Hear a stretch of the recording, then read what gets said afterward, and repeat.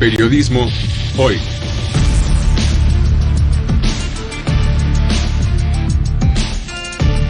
Avatares, riesgos y transformaciones del oficio de informar.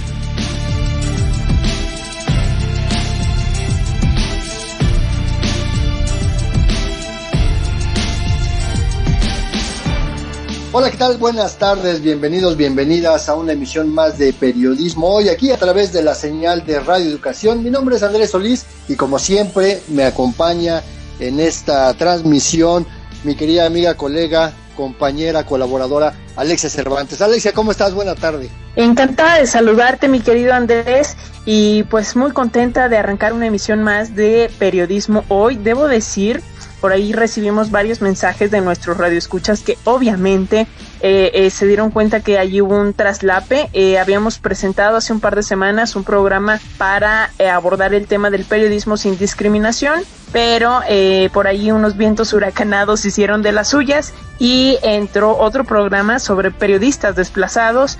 Y ya la semana pasada nos pusimos al corriente y les entregamos la emisión que estaba ahí pendiente, que es Periodismo sin Discriminación. Pero sea cual sea el caso, nuestros podcasts siempre están disponibles en la página de Radio Educación, en nuestro micrositio en www.e-medioradio.edu.mx, y allí van a encontrar todos los programas sin inconvenientes. Pues sí, esas cosas de la tecnología que hay que recordarlo, la tecnología no tiene palabra y por lo tanto, pues siempre llegan a suceder estas cosas, así es que les reiteramos nuestra disculpa.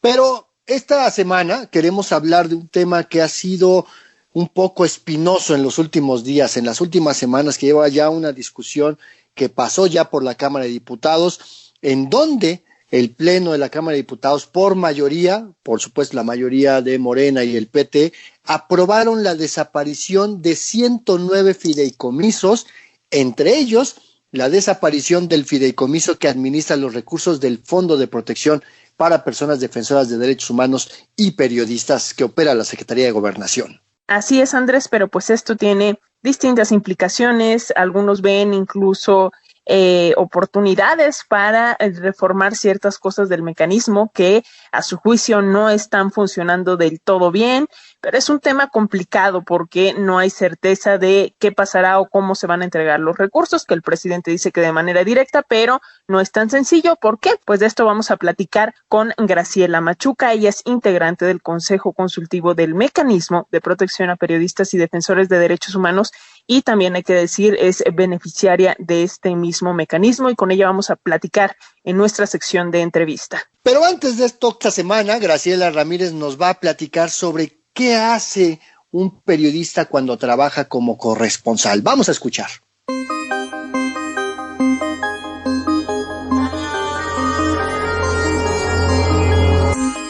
Periotips.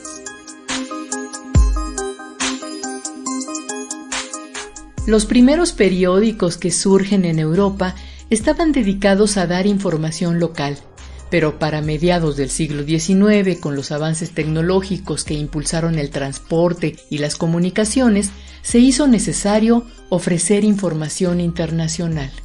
Los diarios comenzaron a incluir páginas y secciones con noticias de otros países y se crearon las primeras agencias de noticias que surtían a los medios de comunicación de todo el mundo. La cobertura de la información internacional requiere de reporteros que se desplacen a otro país o de reporteros que se encuentren en el lugar de los hechos y reporten a un medio de otra nación, es decir, corresponsales extranjeros y enviados especiales de quienes vamos a hablar hoy. La información internacional suele ser sobre acontecimientos fuera de rutina que impactan o repercuten más allá del ámbito local. Hablamos de guerras, desastres naturales, procesos políticos o sociales que son reportados a un medio extranjero. Esta es una especialidad dentro del periodismo que a su vez tiene subespecialidades, como pueden ser la cobertura de fuentes diplomáticas o de enfrentamientos bélicos y desastres. En las zonas de conflicto y en países donde no hay garantías para la libertad de prensa, los corresponsales extranjeros corren riesgos de vida o muerte al situarse cerca de las acciones y ser blanco de secuestro, fuego cruzado o asesinato. En la información internacional, las agencias de noticias juegan un papel importante en la distribución a medios de todo el mundo. Actualmente, Estados Unidos ha desplazado a Inglaterra, Francia y Alemania en la cobertura informativa internacional, con lo que su visión domina en los medios de comunicación.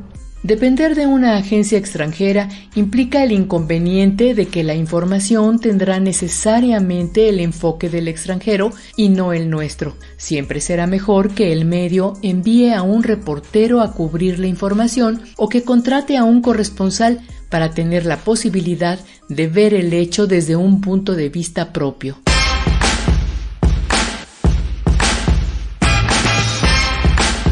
Los periodistas y corresponsales de guerra que cubren los conflictos no tienen total garantía de seguridad, por lo que el medio de comunicación que los envía a las zonas de conflicto debe hacerse responsable de brindarles apoyo, protección y garantías básicas. Es importante valorar el trabajo de los corresponsales extranjeros o enviados especiales. Gracias a ellos y ellas recibimos información de primera mano, investigada, corroborada y contrastada para que no nos quedemos solo con la versión del boletín oficial de quienes dominan en un conflicto. El perfil del corresponsal extranjero es por lo general el de alguien con vocación, valor y pasión por su trabajo, comprometido con la verdad para el servicio de la sociedad. El género más usado por corresponsales extranjeros o enviados especiales es la nota informativa, aunque también se encuentra la crónica, el reportaje y la entrevista.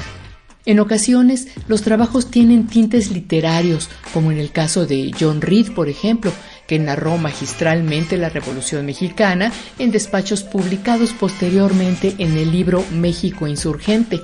O también tenemos el ejemplo de Richard Kapuscinski, periodista polaco que cubrió 17 guerras y a quien se le considera el mejor reportero del siglo XX.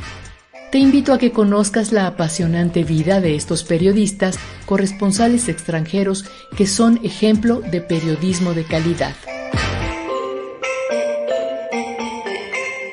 Comuníquense con nosotros, en Facebook nos encuentran como Periodismo Hoy y en Twitter somos @hoyperiodismo, y pues hoy les queremos enviar saluditos a Nadis Granados, a Karina Uribe Ángeles, a Lorenzo Sánchez y a Hugo Calderón, quienes a su vez nos enviaron saludos y se los agradecemos de todo corazón. Les mandamos un gran saludo y un abrazo, pero vamos a seguir con el programa, si te parece, mi querida Alexia. Así es, vamos a dar las primeras pistas de Periodismo en Persona del día de hoy. Vamos a hablar en torno a un periodista que además fue un gran orador y ensayista que justamente saltó a la escena pública en un concurso de oratoria que en 1928 realizó el periódico El Universal. Este periodista formó parte también de este grupo de personas de la ultraizquierda mexicana que crearon el Partido Popular Socialista, el famosísimo PPS, el del Rosita, y fue la primera pareja sentimental, por si no lo sabían, este es el chisme, fue la primera pareja sentimental de nada más y nada menos que la pintora Frida Kahlo. Yo creo que desgraciadamente muchos ubican a este periodista por eso y no por su trabajo, pero bueno, aquí nos vamos a poner en cintura, en sintonía, y vamos a darles datos muy interesantes en torno a su obra, en torno a su trabajo. Así que si saben de quién se trata, comuníquense con nosotros en lo que escuchamos la primera parte de nuestra entrevista en torno a la desaparición del fideicomiso que sostiene al mecanismo de protección a periodistas y activistas en nuestro país.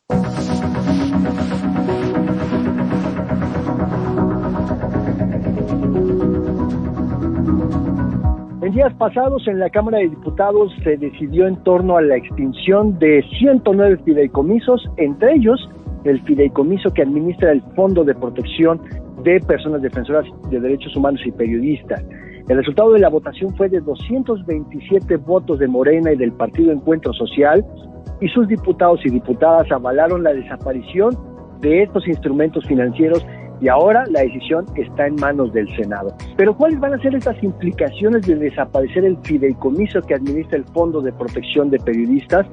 ¿En qué rubro se va a gastar ese dinero? ¿Cuáles van a ser las reglas ahora para dar medidas cautelares a personas en situación de riesgo? Bueno, pues para intentar resolver este enigma tenemos aquí a una extraordinaria periodista de muchos años de trayectoria, corresponsal de Radio Fórmula en Quintana Roo, directora de la revista Maya Sin Fronteras y que actualmente forma parte del Consejo Consultivo de este mecanismo de protección de personas defensoras de derechos humanos y periodistas de la Secretaría de Gobernación, y que es Graciela Machuca. Graciela, qué gusto que estés aquí en este programa Periodismo Hoy en la señal de Radio Educación. Bienvenida. Pues muchas gracias, primero que nada, Andrés, a ti, a Alexia, a Radio Educación, por voltearnos a ver hacia los estados, hacia las regiones donde se hace periodismo, donde es otro periodismo muy diferente al que se realiza desde la Ciudad de México, al que se procesa desde la Ciudad de México en los grandes medios. Acá pues luchamos el día a día por darle voz a quien menos tiene y aquí estamos, Andrés, a tus órdenes. Déjame aclarar, Alexia, amigos, amigas de la audiencia, que Graciela Machuca no solamente es periodista de muchos años de trayectoria, sino que también ha sido una de las grandes impulsoras de la Ley de Protección a Periodistas en Quintana Roo, aquella que se aprobó por mayoría hace algunos años y que después derogaron, pero ahí sigue en la lucha por una nueva ley y es por eso que es importante tu opinión en este caso, mi querida Graciela.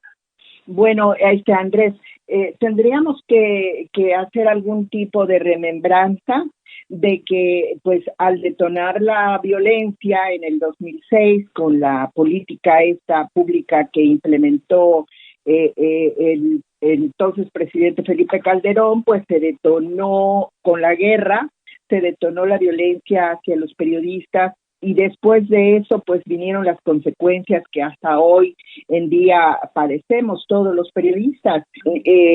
Pues mira, creímos nosotros que una de las estrategias para de alguna manera resguardar nuestra vida y nuestra seguridad, la de nuestra familia y nuestras propiedades, pues era sin lugar a dudas agremiarnos, reunirnos, colegiarnos, como quiera llamársele, pero que no se nos viera solos, trabajar sobre un instrumento jurídico que nos diera respaldo a nuestro quehacer, pues como el tipo de la ley, pues también era la revisión de saber qué había en cada uno de los estados y reforzar de alguna manera o impulsar el instrumento general, digamos, federal de que iba a implementarse ante la necesidad de tanto desplazado, asesinado, desaparecido, que en este momento no tengo las cifras ya, pero bueno, ya las organizaciones civiles ya se encargaban de dar cuenta de que México era uno de los países con más agravios a periodistas. Y bueno, nosotros iniciamos esa lucha, ese trabajo conjunto de organizarnos como gremios y de impulsar un instrumento jurídico legal que nos permitiera abordar algunos de los aspectos que nos diera protección y nos diera seguridad para el ejercicio de nuestro quehacer diario de periodismo. Entonces, bueno, son las dos cosas importantes a las que nos hemos abocado en los últimos 8 o 10 años aquí en nuestro estado.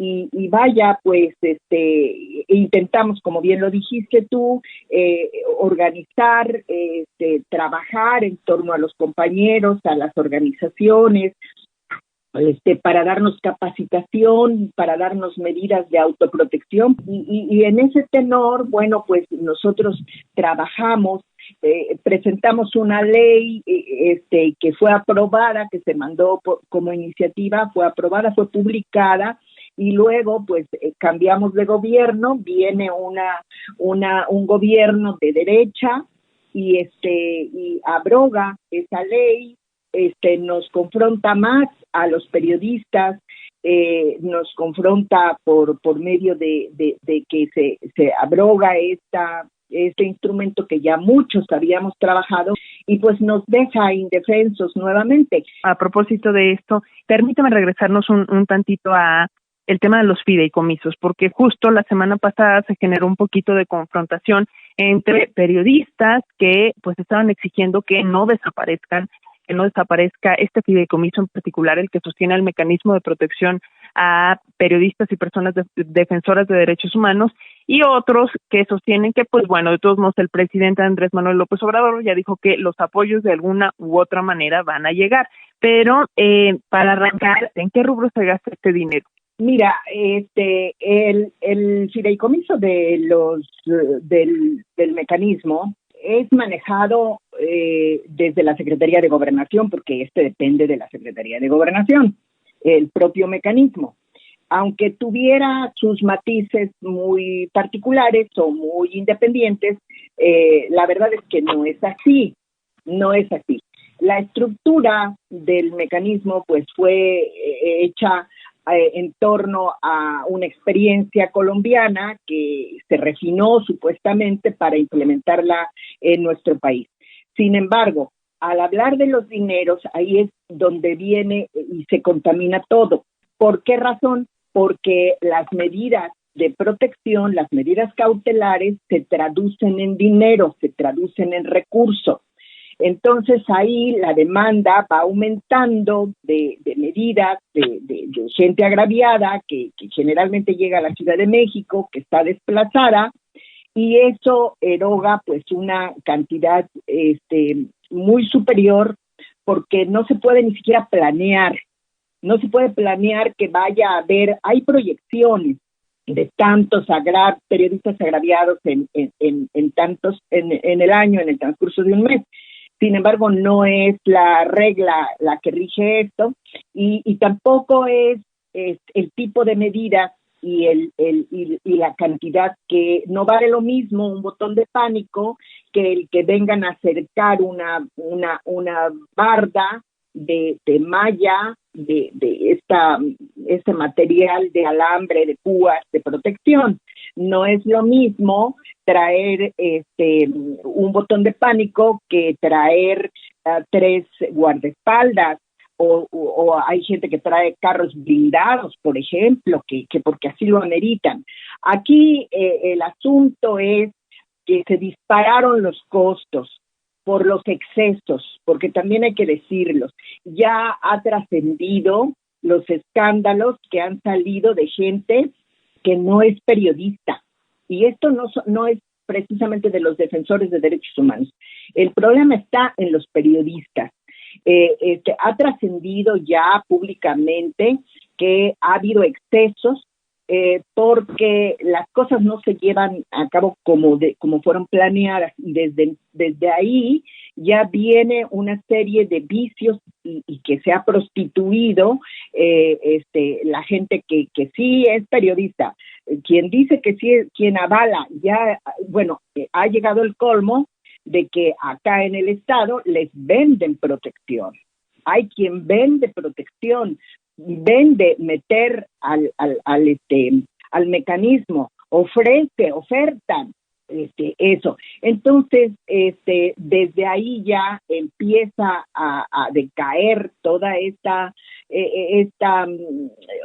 función para la que fue creado el mecanismo. Eso por un lado, y por otro lado, pues yo como parte del Consejo Consultivo, te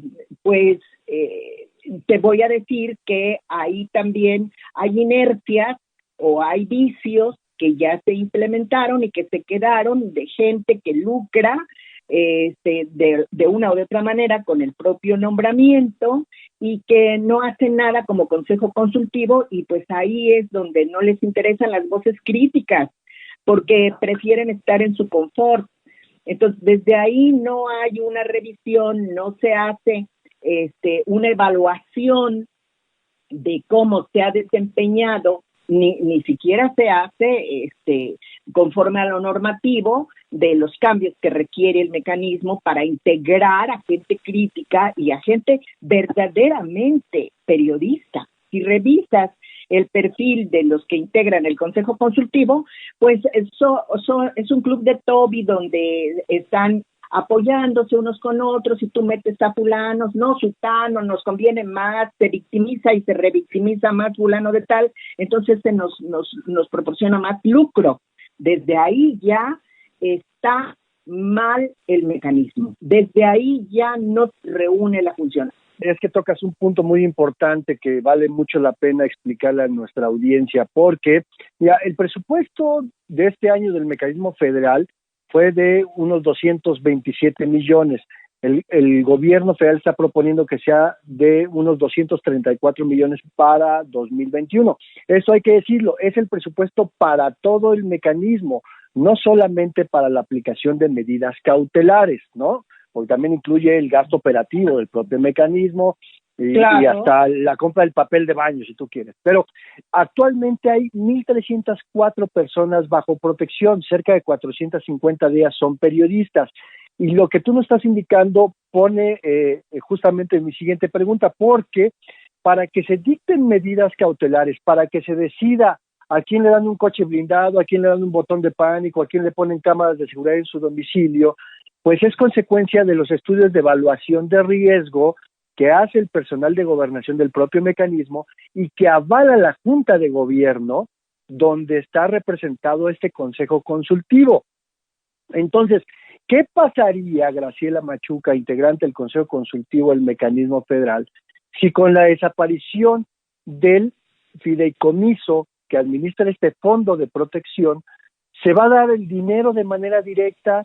¿Cuál sería el criterio que el gobierno tendría que operar para determinar qué medida cautelar le toca a cada quien? Y entonces mi pregunta es, entonces cada quien va a ir al súper a comprar su guarura, cada quien va a ir al súper a comprar sus cámaras de seguridad o su botón de pánico. ¿Qué es lo que estarían ustedes vislumbrando? Sí, mira, yo creo que aquí el trabajo grande, el trabajo formal, el trabajo serio, lo tiene que hacer, lo tiene que normar, lo tiene que formular o reformular desde la Cámara de Diputados y desde el Senado.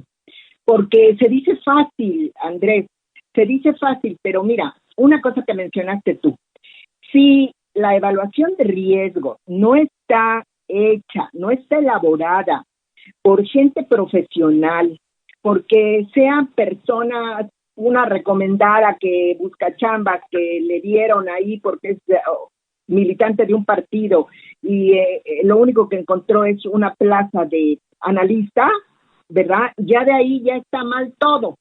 Entonces, si nosotros no exigimos que los analistas para la evaluación de riesgos sean personas auténticamente periodistas con alguna preparación más, todo el proceso se va a cuatrapear. Y bueno, entre las cosas que habría que auditar y que cambiar está precisamente la empresa que provee de la mayor parte de las medidas cautelares, que ya lo hemos publicado, porque encontramos nosotros nexos del panismo todavía, específicamente de García Luna como propietario de la empresa que suministra de insumos, llámese botón de pánico, llámese cámaras, llámese instalaciones, al mecanismo. Entonces, no tenemos nosotros seguridad en torno a eso, no sabemos cómo se destraba esa situación, cómo se va a auditar. Claro que se quedaron candados muy bien puestos para que sigan a 2 años del nuevo gobierno, todavía las empresas que se constituyeron hace cuántos años, hace 10 años, todavía siguen lucrando, y yo no te puedo decir ahí qué tanto, qué tan poco, porque habría que hacerlo desde una auditoría externa ya para que se defina si esto. Hay otro debate más, que si el Estado, cada Estado debe de cuidar a sus periodistas, procurarlos y protegerlos, capacitarlos, orientarlos y demás, ¿verdad? Y hay otro otra parte donde decimos nosotros, si aquí nos agreden a nosotros en los estados, desde el municipio nos agreden, y te lo digo con bases, porque en Felipe Carrillo Puerto le quemaron un carro a un compañero y todo señaló que fue un presidente municipal. Le quemaron una difusora a Sebastián Ogyam aquí en la zona Maya y todo indicó que fue de un presidente municipal. Asesinaron a José Guadalupe Chano, otro compañero, y todo indicó que venía desde la presidencia municipal. Pero como todos los casos, o como el 99.9% de los casos de periodistas se mantienen en la impunidad, pues a lo mejor resulta más cómodo derivar a los estados, quienes se encargarán de desaparecer cualquier prueba que los involucre como estado, y ahí queda. Hay un compañero desaparecido, periodista desaparecido desde 2009 también en Cancún, que también, o sea, es un número y una estadística más. Entonces, este debate ni siquiera se ha dado, por eso te digo que esto tiene que ser muy alto, tiene que ser desde las cámaras, donde se norme, donde se dictamine, se revise, se audite toda esta maraña en la que ha caído el mecanismo. Y bueno, ya ha habido publicaciones que expresan perfectamente bien el sentir de compañeros que por un análisis mal elaborado no han tenido protección, no han tenido medidas que realmente necesitan, y otra gente que le gusta la payasada, que han creado, porque además también traen un rollo, la derecha sobre todo, de crear líderes ficticios, y entre ellos pues hay que crear periodistas, porque el impacto mediático que tiene que metan a la cárcel a un periodista es diferente al que puede tener cualquier ciudadano, ¿verdad? Entonces les reditúa en votos, y la figura del periodismo cada vez se debilita más ante la sociedad, porque eso es la otra parte muy grave, que dice, bueno, y este fulano dicen que es periodista, y un escándalo, ¿qué hacen cuando lo conocemos? Que es un bandido, que es esto, que es esto otro, más lo otro. Entonces, hay una situación muy complicada que se debe de revisar.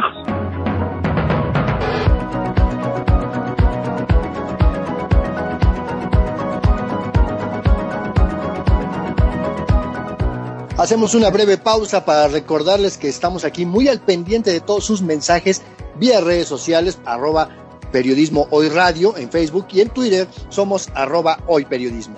Aprovechando la pausa, queremos darles más pistas para que descubran de quién hablaremos en Periodismo en Persona. Se trata de un personaje, ya lo decía Andrés, previo a entrar a nuestra primera parte de la entrevista, ligado a la izquierda radical, por decirlo de alguna manera, de los años 30. Fue el primer periodista en recibir el premio Elías Zoransky, que además entrega a lo más destacado de las ciencias y artes en México, y este personaje fue el primer periodista en recibir este reconocimiento. Coméntenlo en nuestras redes sociales, saben de quién vamos a platicar. Mientras, continuamos hablando con Graciela Machuca. Hablamos sobre la desaparición del fideicomiso que sostiene el mecanismo de protección a periodistas. Ella es integrante del Consejo Consultivo de dicho mecanismo y también es persona beneficiaria, periodista beneficiaria de este mecanismo.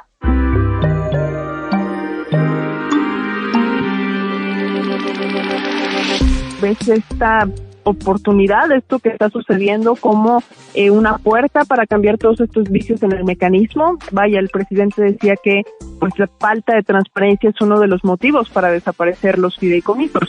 Sí, mira, obviamente es una oportunidad esta en la que nos debemos de detener todos, y yo te agradezco y celebro que ustedes estén abordando este tema, porque en primer lugar es dinero público y nos debe de interesar ya desde ahí a todos. Y en segundo lugar, abordar desde lo mal las irregularidades en las que ha caído esta parte importante de atención desde la Secretaría de Gobernación. Bueno, pues yo creo que debe de haber ajustes, evaluación. ¿Ha funcionado? ¿No ha funcionado? ¿En qué seguimos? ¿En qué estamos bien? ¿En qué estamos mal? es una oportunidad porque no solamente es de dinero, sino es de operación. Habrá partes que son estructurales y una parte que yo acabo de tocar y que quiero recalcarla es la impunidad. Mira, la FEADLE, para empezar, es un cero a la izquierda. Es netamente una membresía que no funciona para nada, no saca de apuros a nada si es que no tiene línea, si es que no tiene. Acá tuvimos un caso perfectamente bien claro. Acá hubo un caso donde el Estado intervino para que se le hiciera justicia a un supuesto periodista. Y entonces sí, la FEADLE sí levantó la demanda, entonces sí, la FEADLE argumentó todo de tal manera que procedió la demanda, pero gracias a influencia y recomendación para armar algo ficticio incluso, de un supuesto periodista que ni siquiera periodista es. Ahí sí, la FEADLE, por presiones directamente del Estado, ahí sí funcionó, fíjate. Cuando han habido 4 muertos, asesinados, está un desaparecido, ahí no hay nada, ahí no hay absolutamente nada. Entonces, ahí es una parte, un eslabón perdido, donde nosotros no tenemos absolutamente nada que perder el tiempo con la FEADLE. Y te lo digo por experiencia, porque yo he puesto demandas en la FEADLE y nunca han procedido. Tranquilos, he llegado a la reunión de evaluación tranquilos, afebriles, somnolientos, están sin pena ni gloria la FEADLE ahí. A ver, que nos diga la FEADLE qué avance hay en las investigaciones. Que nos diga el presidente ha dicho en Sonora en días pasados, ya tiene unas semanas tal vez.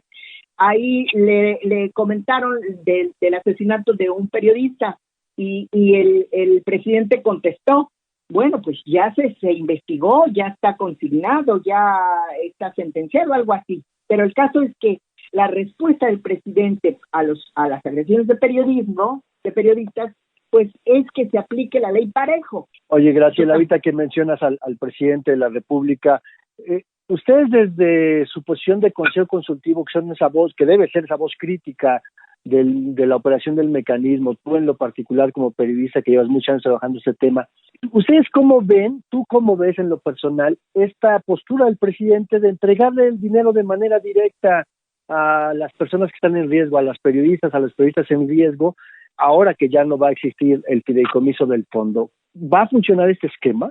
Pues mira, Andrés, tendríamos que considerar todas las ventajas y desventajas. Por eso te digo, esto se tiene que trabajar, tiene que haber foros, que si el dinero se va a cada uno de los estados, que si el dinero se le proporciona directamente al agraviado, o que el dinero siga manejado por un mecanismo como hasta ahora lo ha sido, con sus debidos auditorías, sus debidas revisiones. Eso no te lo puedo contestar. Yo no te lo puedo contestar, no me atrevería, porque la experiencia que tenemos es que se ha prostituido tanto que yo creo que tendría que rediseñarse totalmente esto, y que definitivamente el hecho de que a mí, agraviada, porque he de decirte que soy beneficiaria del mecanismo, por otro lado, a mí como agraviada, a mí de ningún apuro me sacaría que me llegara una cantidad X, ¿verdad?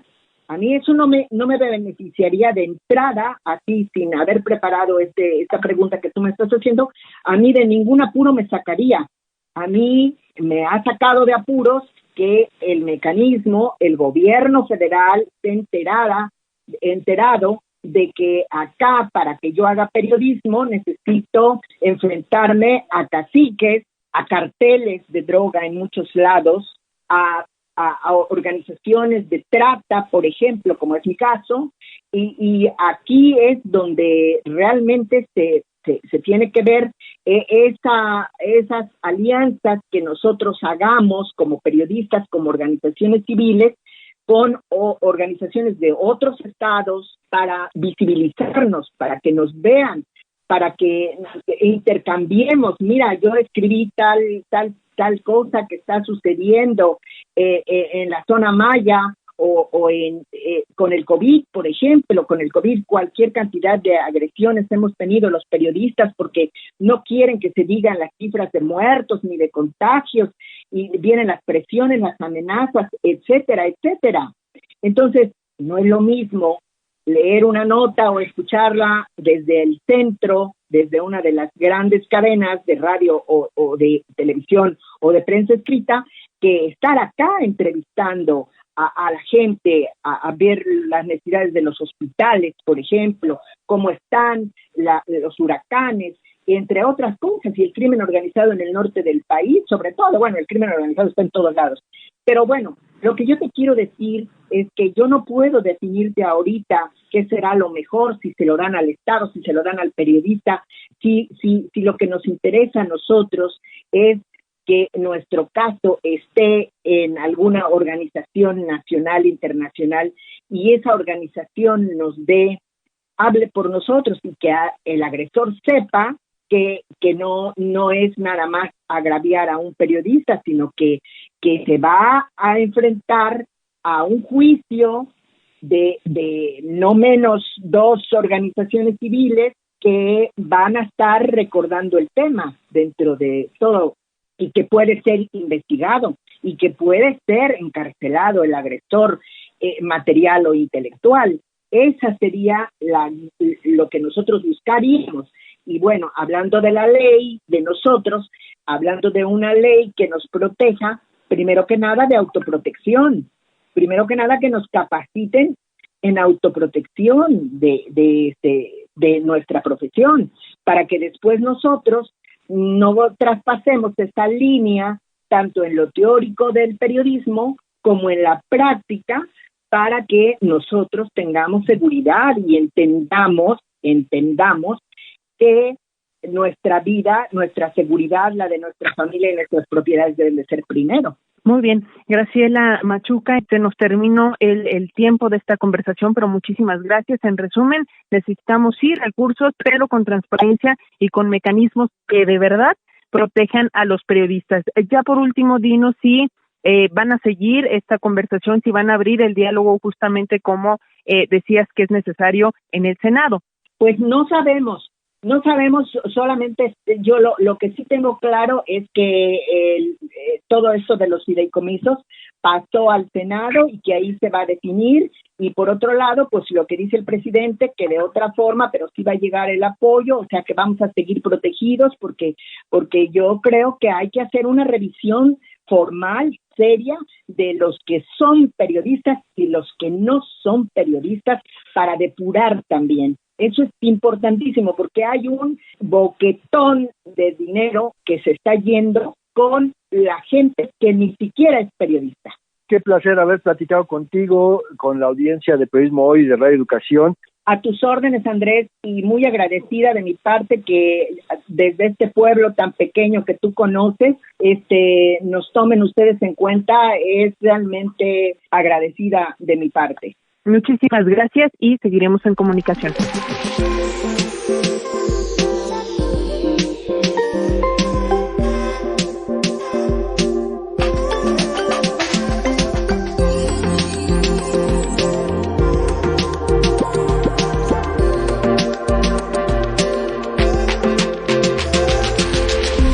Si por alguna razón del destino no pudieron acompañarnos en cualquiera de nuestras emisiones de Periodismo Hoy, no se preocupen.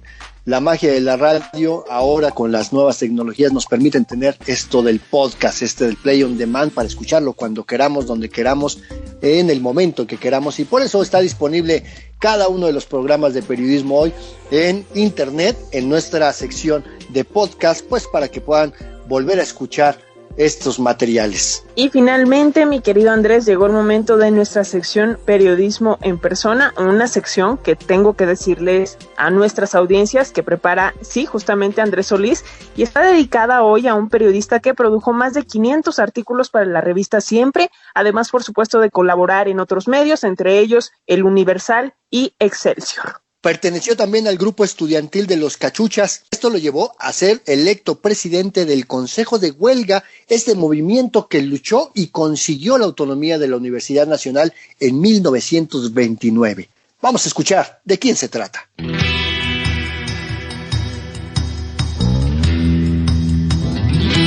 Periodismo en persona. Hoy dedicado a Alejandro Gómez Arias.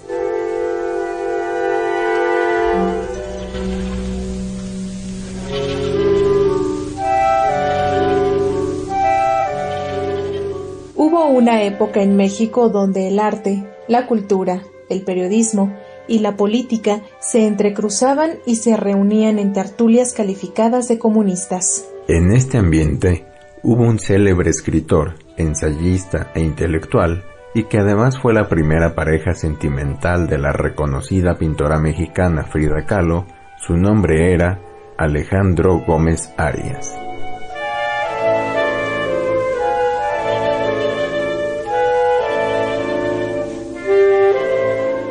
Alejandro Gómez Arias nació en Oaxaca en el año de 1906, pero apenas había nacido cuando su familia se fue a radicar a la Ciudad de México en busca de mejores horizontes en los años previos a la Revolución. Alejandro hizo sus primeros estudios en la capital mexicana y alcanzó a concluir el bachillerato en la Escuela Nacional Preparatoria en el Colegio de San Ildefonso.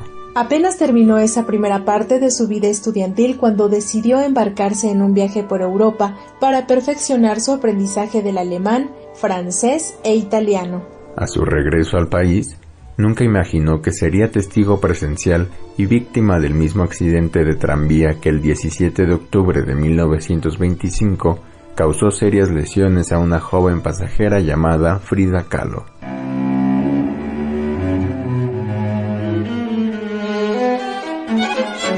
Sobreviviente de la tragedia y fortalecido con su travesía europea, Alejandro Gómez Arias encontró en la oratoria su camino al reconocimiento de sus contemporáneos. En 1928 participó en un concurso nacional de oratoria convocado por el diario El Universal. Su triunfo fue contundente y a partir de entonces comenzó a ser visto y reconocido en muchos escenarios como lo que era, un gran orador. Esa capacidad de hablar ante las personas lo llevó a ser una figura de los actos políticos en los movimientos sociales y partidistas vinculados a la izquierda, de la que fue un intenso militante al grado de haber formado parte del grupo fundador del Partido Popular Socialista con Vicente Lombardo Toledano. Esas mismas habilidades discursivas le abrieron las puertas de la vida política desde la lucha estudiantil, y en 1929 fue una parte fundamental en la lucha para conseguir la autonomía de la Universidad Nacional de México.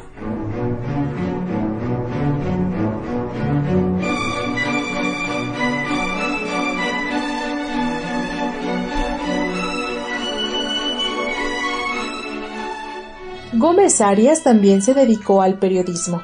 Su capacidad de escribir sus propios discursos pronto lo llevaron a que fuesen publicados en los principales periódicos de su época.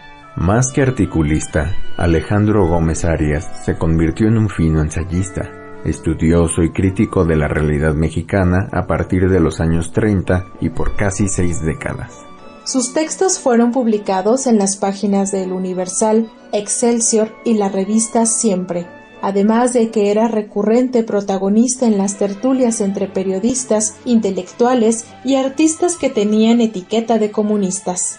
Como ensayista y articulista, recibió 3 premios nacionales de periodismo otorgados por diferentes organizaciones y fue el primer periodista en recibir el premio Elías Uraski, que se entrega a lo más destacado de las ciencias y artes en México desde 1966.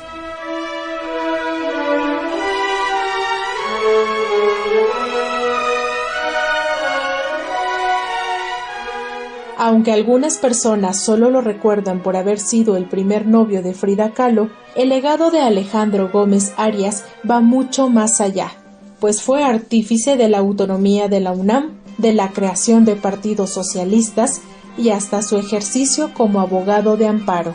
Analista de la vida social, política y cultural por más de 60 años, Gómez Arias murió en la capital del país el 3 de marzo de 1990, a los 84 años de edad.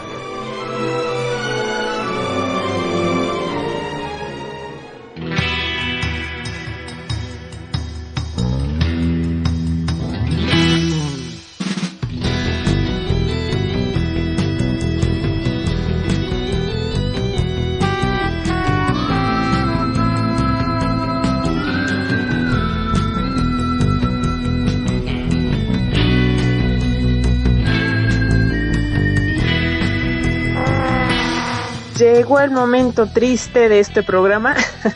Es hora de despedirnos. Muchísimas gracias por sintonizarnos en las distintas frecuencias de Radio Educación. Recuerden que nuestra cita es todos los martes a partir de las 13:05 para poder seguir esta conversación. También recuerden que nos quedamos después del tiempo de cabina en nuestras plataformas sociodigitales. En Facebook somos Periodismo Hoy y en Twitter somos @hoyperiodismo. Mientras tanto, pues llegó la hora de despedirnos. Así es, Andrés Solís, un gusto como siempre. Como siempre, Alexia Cervantes, un placer acompañarte en esta emisión y gracias al equipo que nos acompaña al otro lado del cristal. Nos escuchamos la próxima semana. Hasta la próxima.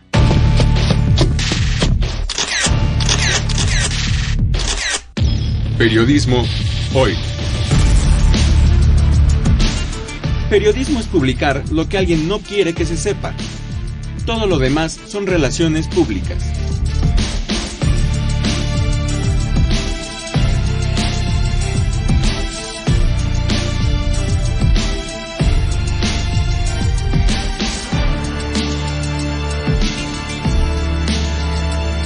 Trabajamos para usted en el servicio social Frida Ramírez, en la edición digital Alejandro Ramírez, la musicalización de Óscar Solís, Edith Rojas en la asistencia de producción, en la conducción Alexia Cervantes y Andrés Solís, en una producción a cargo de Graciela Ramírez para Radio Educación.